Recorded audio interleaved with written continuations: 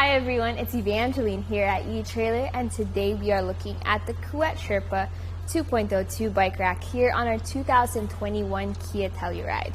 Now the Kuat Sherpa is one of the best mid-range bike racks because of how it is able to carry your bikes with all the premium features you'd expect from a Kuat bike rack without having, let's say, the high price of the Kuat NV. So we'll take a look at one of those features, which is that it can tilt away. And to do so, you pull this lever right over here, and then you allow it to drop down to a tilt. And you'll want to do that if you want to access your hatch. So as you can see here, there is so much space between our door and our handlebars, allowing us to get into our trunk, maybe grab our bags, grab our water, grab our helmets, without having to take our bike off. Now if you do have longer handlebars than mine, you may have a slight issue, so then you may have to think about where you put your bike. The one with the shorter handlebars can go in the back, and the longer ones can go over here in the front, whichever is up to you, but you do have that option for tilting away. Now, this does have a weight capacity of 40 pounds per bike, so if you do have your heavy electric bikes, this may not be the best bike rack for you, but most of our bikes here at eTrailer, like the average bike, is underneath 35 pounds, so that weight capacity is more than enough for the average bike. What I have here is a carbon frame bike, which is why I really appreciate this front wheel hook, because if I had the traditional hook that comes down and clamps to the frame, I'd be worried about warping or cracking that frame.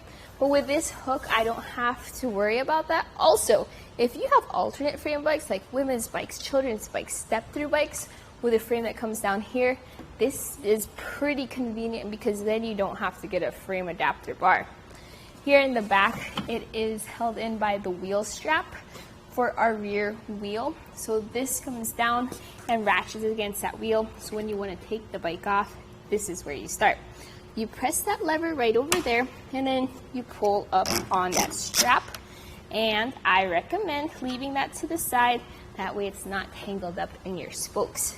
Then you go over to here to the front, and please remember to hold on to your bike as you do so, because the instant you release it, it's going to tilt back towards your car.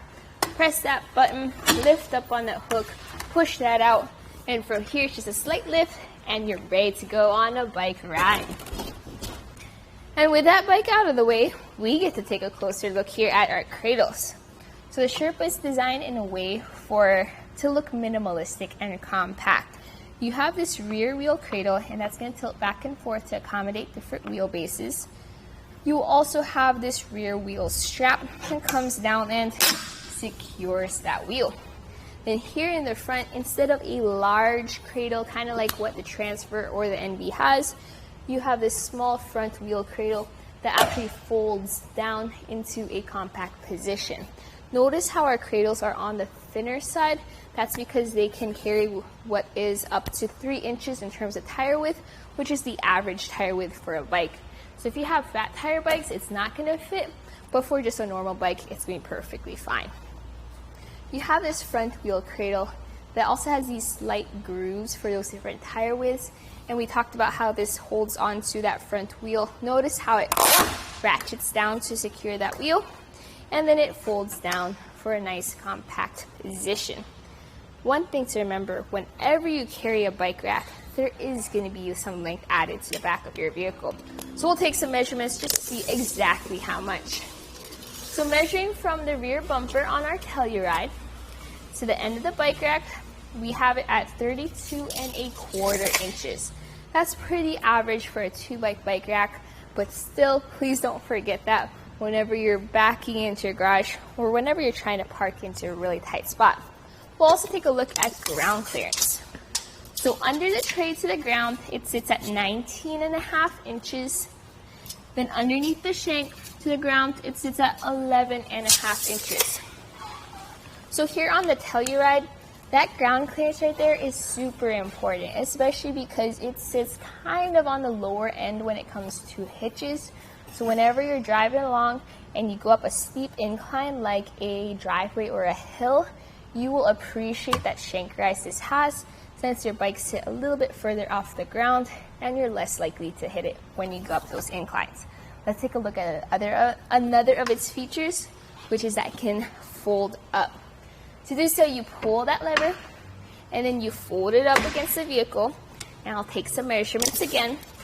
So measuring from our bumper to the end of the tray, it sits at 7.5 inches. Now it does sit out a little bit further here towards the bottom.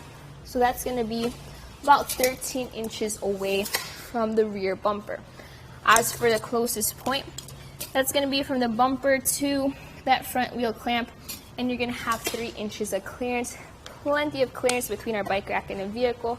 Also, notice how much more compact that is. You definitely want it in this position when, let's say you're not planning on taking your bikes out for a day, but you also don't want to take off your bike rack. You just fold it up so it's nice, sleek.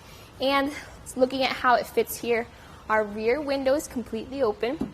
Our tail lights are completely visible. Our backup camera sits here above the bike rack.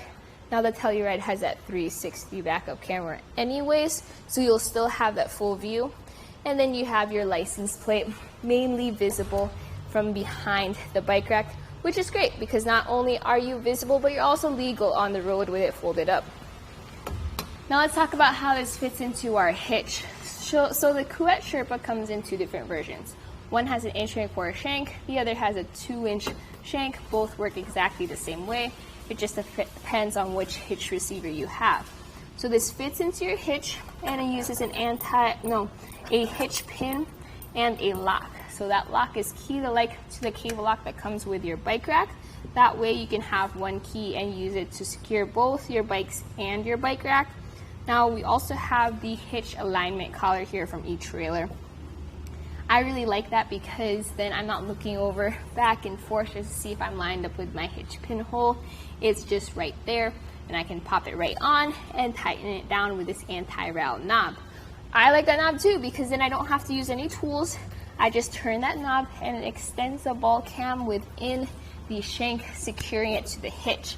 That way, as you can see, I'm shaking our bike rack and I'm mainly moving the car at this point, showing that there is no extra rattle or sway from an improper connection between our bike rack and our hitch, and making for a smoother ride overall for our bikes.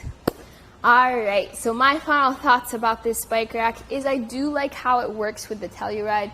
Now if you have your car or your van full of people and all of you are going out for a bike ride, 2 might not be enough, but if you just want to carry out you and your friend's bike and you have this filled up with gear, this is going to work out well for you. It looks really good here on our vehicle. I like how everything is accessible as well as visible with this bike rack. I have it here in gray, but it also comes in white as well as black. So depending on which color you want, there are options for you. So that was a look at the Kuat Sherpa 2.0 bike rack here on our 2021 Kia Telluride. Here on our test course, we'll start by going through the slalom. This is going to show us the side-to-side action, which simulates turning corners or evasive maneuvers. Once we get to the alternating speed bumps, we'll see the twisting action. This will simulate hitting a curb or a pothole or driving over uneven pavement. Now lastly, we're going over some full speed bumps, and we can see here the up and down action, and this will just be like driving in and out of a parking lot, garage, or driveway. So we can see here how the bike rack moves with our truck.